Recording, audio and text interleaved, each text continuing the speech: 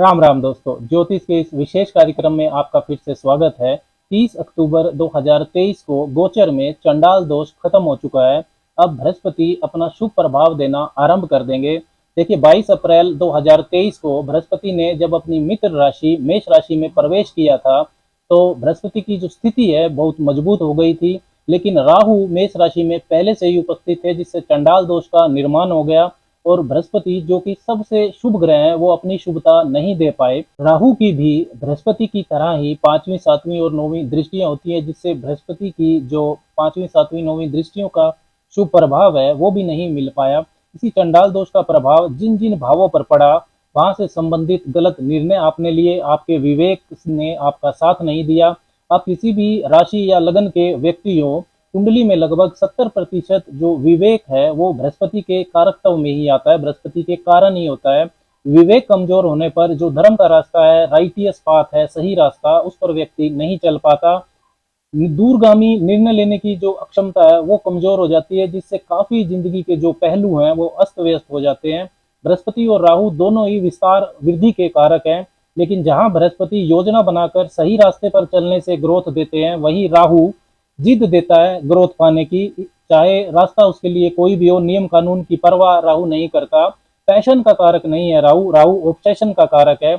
इसलिए बृहस्पति व राहु के मिलन से आचरण, आपका व्यवहार, ये सब दूषित हो जाता है। लेकिन अब 30 अक्टूबर 2023 को राहु केतु के राशि परिवर्तन से ये चंडाल दोष के जो नकारात्मक प्रभाव हैं अब खत्म हो गए हैं, जिससे जो धनु राशि और धनु लगन के जो व्यक्ति हैं उनको विशेष रूप से लाभ मिलेगा, क्योंकि आपकी राशि के स्वामी ही बनते हैं बृहस्पति।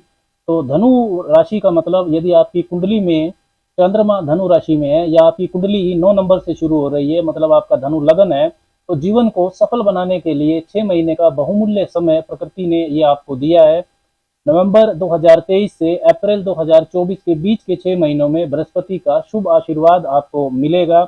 1 मई 2024 को देवगुरु बृहस्पति मेष राशि से निकलकर वृषभ राशि में चले जाएंगे। देखिए, धनु वालों के लिए ये जो चंडाल दोष है ये आपके पंचम भाव में बना हुआ था। पंचम भाव आपकी बुद्धि का होता है, आपकी बौद्धिक क्षमता का होता है। इस चंडाल दोष के प्रभाव से आपकी बुद्धि भ्रमित हो रही थी, आपके जो महत्वपूर्ण निर्णय है वो गलत हो रहे थे। आपका जो एक्सप्रेशन पावर है, यानी कि अपने आप को रिप्रेजेंट करने का जो तरीका है वो ठीक से नहीं हो पा रहा था। आप अपने किए हुए कार्यों को ठीक से प्रेजेंट नहीं कर पा रहे थे। संतान के मामले में भी आपको अशुभता मिल रही थी, संतान प्राप्ति में विभिन्न समस्याएं आ रही थी धनु राशि वाली महिलाओं को। साथ ही में कंसीविंग समस्याएं भी हो रही थी। प्रेम संबंधों में आपको अशुभता मिल रही थी। जो छात्र हैं धनु वाले वो विशेष प्रभावित थे, उनको शिक्षा प्राप्ति में जो विजन है वो क्लियर नहीं हो रहा था, उनका जो फोकस है वो डाइवर्ट हो रहा था। इसके साथ ही धनु वालों को पेट संबंधी, पाचन तंत्र से संबंधित गंभीर रोगों का भी सामना करना पड़ा। लेकिन अब नवंबर से मेष राशि में प्रबल बृहस्पति आपके पंचम भाव में आपको विशेष शुभता देंगे। पंचम भाव की जो परेशानियां हैं वो धीरे धीरे समाप्त हो जाएंगी। जो धनु वाले छात्र हैं उनको शिक्षा प्राप्ति में विशेष रूप से लाभ मिलेगा, क्योंकि बृहस्पति की जो पंचम दृष्टि है वो उच्च शिक्षा के भाव नवम भाव पर भी पड़ेगी। तो जो भी छात्र पीजी कर रहे हैं, कॉलेज में पढ़ रहे हैं या रिसर्च कर रहे हैं, पीएचडी कर रहे हैं, उनको विशेष शुभता मिलेगी। प्रेम संबंधों में भी शुभता बढ़ जाएगी। अब टूटे हुए प्रेम संबंध फिर से जुड़ सकते हैं। संतान प्राप्ति की परेशानियां दूर होंगी। जो भी धनु राशि वाली महिलाएं संतान प्राप्त करना चाहती हैं उनको कंसीविंग से संबंधित समस्याएं दूर होंगी। ये 6 महीने संतान प्राप्ति के लिए अच्छा समय है। इसके साथ ही आपके जो निवेश कार्य हैं, इन्वेस्टमेंट्स हैं, उनमें आपको लाभ मिलना शुरू हो जाएगा। आप यदि किसी भी तरह से एजुकेशन के सेक्टर से जुड़े हैं, आर्ट एंड क्रिएटिविटी से जुड़े हैं, किसी भी तरह का क्रिएटिव स्टफ का आप काम करते हैं, कोई स्टेज परफॉर्मेंस देते हैं, पॉलिटिक्स से जुड़े हैं, गवर्नमेंट सेक्टर, बैंकिंग से जुड़े हैं, काउंसलिंग कंसल्टेंसी का आपका काम है, किसी तरह की ट्रेनिंग देते हैं आप, तो इन सब क्षेत्रों में आपके लिए लाभ की स्थितियां बनेगी। अब आपकी जो बुद्धि है, इंटेलिजेंस है, वो सही होगी। अब जो आप निर्णय लेंगे वो आपको लंबे समय तक अच्छा प्रभाव देंगे। पंचम भाव में बने इस चंडाल दोष की जो दृष्टियां हैं, पांचवी सातवीं और नौवीं दृष्टियां, वो आपके नवम भाव, लाभ भाव और आपकी राशि पर ही, यानी कि पहले भाव पर पड़ रही थी, जिससे बनते बनते काम आपके बिगड़ रहे थे। भाग्य पक्ष आपका कमजोर रहा, यात्राओं से आपको लाभ नहीं मिला, मित्रों नेटवर्क सर्कल से आपको धोखा मिला।